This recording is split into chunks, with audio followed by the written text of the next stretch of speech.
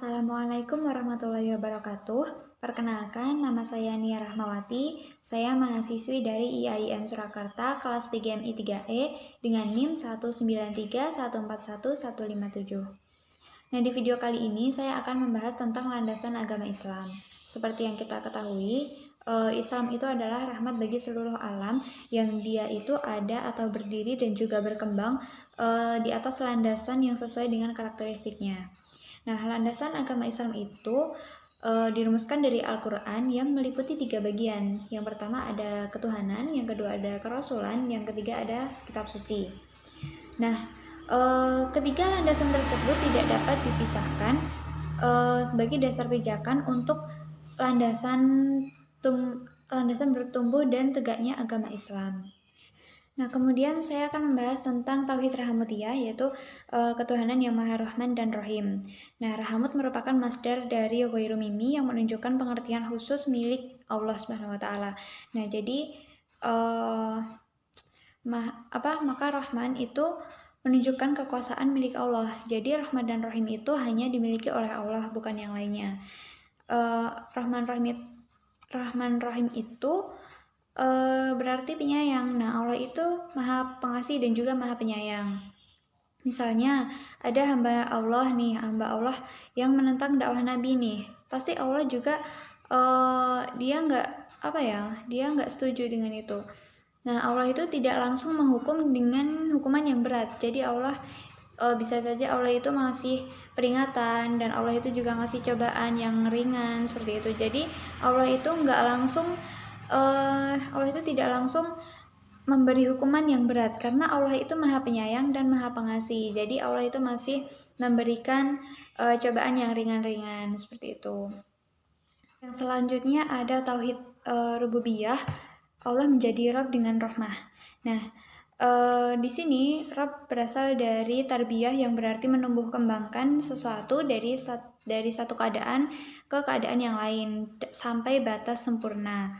Nah, kata Ar-Rahman dan Ar-Rahim ini menunjukkan bahwa Allah itu menjadi Rabb, Allah itu menjadi Tuhan yang dia itu pencipta, pemilik, pemelihara, pengatur, dan juga dia Maha Penghancur alam semesta dengan rahmah. Jadi semua itu Allah lakukan itu dengan Maha Rahmahnya, dengan dia Maha Penyayang. Selanjutnya ada Tauhid Uluhiyah, yaitu Allah menjadi Tuhan dengan rahmah. Nah, dalam surat Al-Fatihah ayat pertama disebutkan nama Ar-Rahman dan Ar-Rahim. Itu menjadi keterangan sifat dari Allah yang menunjukkan bahwa dia itu berhak menjadi Tuhan yang disembah berdasarkan rahmah. Nah, Allah itu berhak disembah dengan sifat dasarnya, yaitu Ar-Rahman, dan dia juga memberikan kebaikan yang sangat banyak dengan kapasitasnya. Jadi Allah itu berhak disembah dengan kasih dan sayang. Kemudian ada Tauhid Mulkiyah, yaitu Allah menjadi penguasa di hari pembalasan dengan rahmah. Nah, hari pembalasan itu kan hari atau masa di mana kita itu kembali kepada Allah dan kita harus mempertanggungjawabkan semua perbuatan kita di dunia di hadapan pengadilan di akhirat nanti. Nah, di situ Allah menyambut dengan penuh kasih sayang, menyambut hambanya yang telah dibangunkan lagi dari kematian. Nah, itu Allah itu menyambut dan juga dia menghidupkan lagi manusia yang telah mati untuk mempertanggungjawabkan semua perbuatannya. Nah, dijelaskan dalam hadis Abu Sa'id Al-Khudri yang menggambarkan betapa Allah itu menyambut kembali kepulangan manusia dengan penuh rahmah, dengan penuh kasih sayang. Yaitu ada Tauhid fil asma wa as-sifat, yaitu aktualisasi asma dan sifat dengan rahmah. Di sini dalam ayat Al-Quran ditegaskan bahwa Allah memiliki sifat al-asma al-husna yang berarti nama-nama yang terbaik. Nah, seluruh asmaul husna ini selalu aktual atau diaktualisasikan dengan rahmah. Yang pertama, sifat Ja'al, yaitu sifat yang menunjukkan bahwa dia itu Maha Pencipta dengan segala sifat kreatifnya. Yang kedua, ada sifat Jamal yang menunjukkan bahwa dia Maha Baik dengan segala rahmah, dengan kesucian dan kelembutannya. Kemudian yang ketiga, ada sifat jalal yang menunjukkan bahwa Allah itu maha mulia dengan segala keagungan dan keperkasaan dan juga segala ketegasannya. Jadi semua sifat Allah itu bersifat maha pengasih dan penyayang. Meskipun Allah itu tegas atau perkasa atau memiliki sifat keagungan, itu Allah tetap di situ berlandaskan dengan sifat Ar-Rahman dan Ar-Rahim. Jadi Allah itu maha penyayang dan juga pengasih. Kemudian ada kerasulan rahmat, yaitu Nabi Muhammad diutus untuk mewujudkan hidup baik. Nah, ada misi kerasulan. Nah, misi kerasulan itu untuk mewujudkan tujuan kerasulannya. Dan untuk mewujudkan itu, Nabi menjalankan misi tertentu. Sebagaimana yang berulang ditegaskan dalam kitab, bersama dengan Nabi terdahulu, dia menjalankan misi kerasulannya dengan menjadi basyir, yang berarti kabar yang menggembirakan, dan juga menjadi nadhir, yang berarti menyampaikan sesuatu dengan anjuran kewaspadaan supaya menakut-nakuti. Kemudian ada misi pembawa kabar gembira. Nah, di sini Nabi menjalankan perannya itu menjadi 4 kegiatan utama. Yang pertama, meneduh sejukan risalah yang menaungi manusia dengan segala kompleksitas kehidupannya. Yang kedua, ada menyuburkan dengan menebarkan ide yang memberi inspirasi dan juga solusi yang menjadi basis masyarakat membangun sistem pengetahuan sosial ataupun artefak untuk mewujudkan keadaan yang lebih maju. Kemudian yang ketiga, ada membuahkan melalui penyebaran ide yang telah dijadikan basis pembangunan sistem kebudayaan di atas, kemudian lahirlah orang-orang yang menjadi pewaris bumi dan juga surga. Kemudian yang keempat, ada mengharumkan nama orang-orang yang beriman yang dikenal di seluruh umat sedunia. Kemudian ada misi pemberi peringatan. Nah, sesuai makna nazir, yang Nabi itu menjalankan dengan menyampaikan sesuatu dan juga meminta kewaspadaan terhadapnya. Nah, dalam surat An-Nazi'at ayat 45 disebutkan bahwa sesuatu yang ditakuti itu adalah hari kiamat. Nah, Nabi itu memberi peringatan kepada manusia karena pada hari kiamat itu nanti manusia itu akan dibangkitkan lagi di akhirat dan juga mereka akan dimintai pertanggungjawaban dan memperoleh balasan atas semua yang diperbuatnya di dunia. Kemudian ada kewenangan Nabi. Nah, misi sebagai basyir dan nazir ini menjadi kewenangan menjadi muzakir. Nah, memberi peringatan secara umum meliputi pemberian kabar gembira dan juga hal-hal yang menakutkan dan menyampaikan pesan dari Allah Subhanahu wa taala. Nah, tujuan dan tugas kenabian sentral ini dapat terwujud dengan pelaksanaan 5 tugas kenabian instrumental. Nah, yang pertama ada menyempurnakan sistem nilai, dan yang kedua ada mendakwahkan agama. Kemudian yang ketiga ada mengajarkan hikmah. Yang keempat ada menentukan hak dan kewajiban, dan juga yang kelima menyampaikan ilmu. Ada fungsi agama Islam yaitu mempersatukan, menyelamatkan, dan memperbaiki kehidupan manusia. Nah, fungsi agama Islam ini ditunjukkan dengan ungkapan hablum minallah. Yang pertama ada fungsi mempersatukan umat manusia. Nah, di sini persatuan itu tergambar dalam penjelasan tafsir yang dikutip Al-Mawardi, tidak memisahkan diri dari agama dan memerintahkan bergabung dalam jamaah yang tidak memisahkan diri dari Rasulullah. Jadi Nabi itu menyeru agar menghilangkan permusuhan dan harus mewujudkan harmoni dan juga hubungan persaudaraan. Yang kedua ada fungsi menyelamatkan manusia.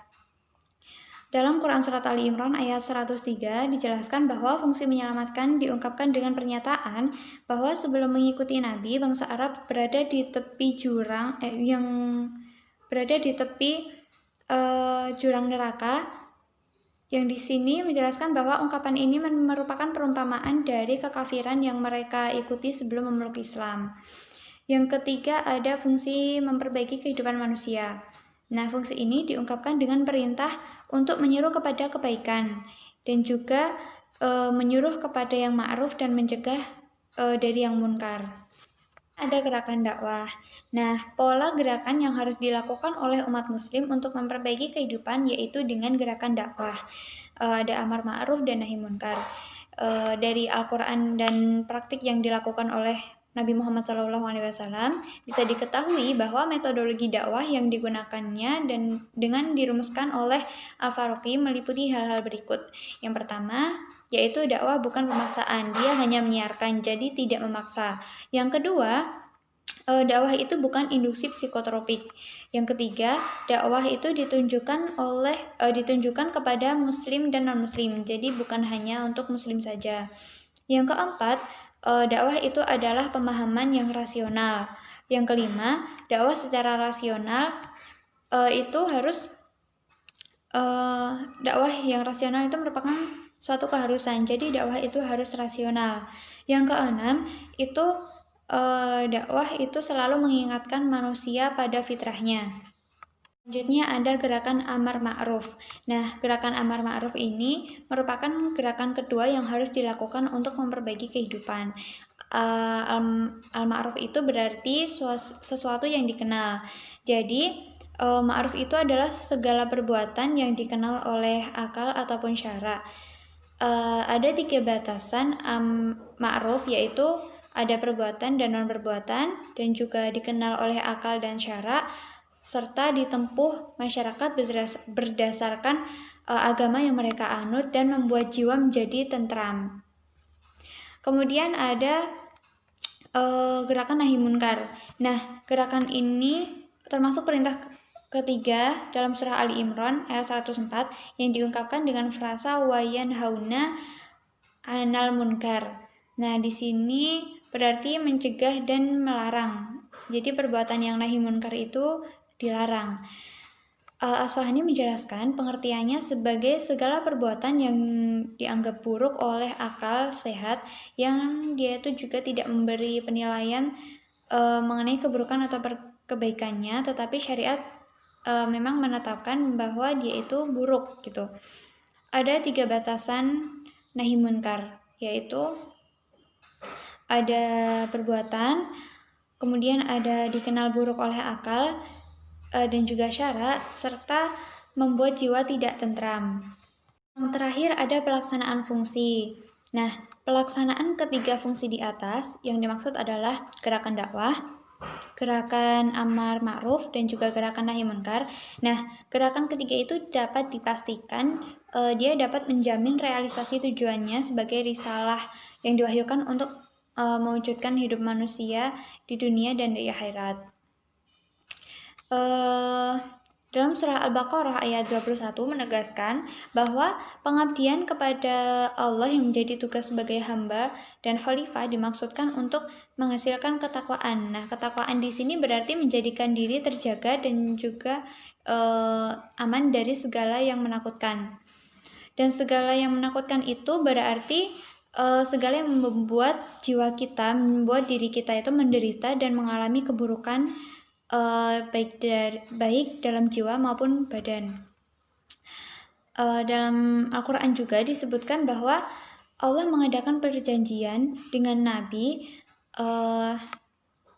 supaya dia itu bisa meminta pertanggungjawaban dari manusia, dan Allah itu bisa memberikan ganjaran dan juga hukuman untuk manusia, seperti itu. Nabi mengikat perjanjian dengan Allah tersebut, dan Islam juga menjadi agama yang pelaksanaannya merupakan suatu keharusan teologis dan juga etis yang tidak dapat ditawar lagi, karena keberhasilan pelaksanaannya membuat mereka menjadi khaira ummah, yaitu umat yang terbaik. Jadi perjanjian Allah dengan Nabi itu tidak bisa ditawar lagi, dan kita sebagai umat manusia harus melaksanakan sesuatu yang amar ma'ruf dan menjauhi nahi munkar, karena sesuatu yang kita lakukan di dunia itu akan dimintai pertanggungjawabannya oleh Allah SWT. Demikian materi yang dapat saya sampaikan. Apabila Apabila ada perkataan dan juga materi yang sulit dipahami, saya mohon maaf yang sebesar-besarnya. Wassalamualaikum warahmatullahi wabarakatuh.